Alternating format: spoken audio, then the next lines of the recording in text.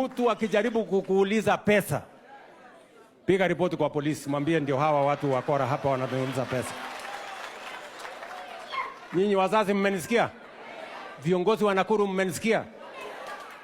Kwa sababu mimi ninajua kuna mahospitali wanatutumia bill, wewe mwananchi umeenda hospitali, wanatutumia bill, tunalipa kwa serikali, lakini pia wameuliza mwananchi, wamewalipa.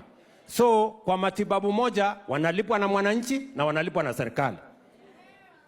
Utapeli kama hiyo lazima tukomeshe, na nyinyi ndio mtatusaidia kukomesha. Tutasaidiana jameni.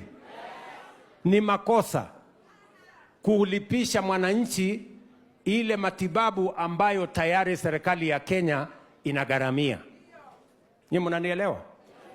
Ndio sababu mimi nataka niwaeleze kama viongozi, kwa sababu nia yetu ni kuhakikisha taifa la Kenya isiwe taifa yenye iko ubaguzi kati ya watu wako na uwezo na wale hawana uwezo.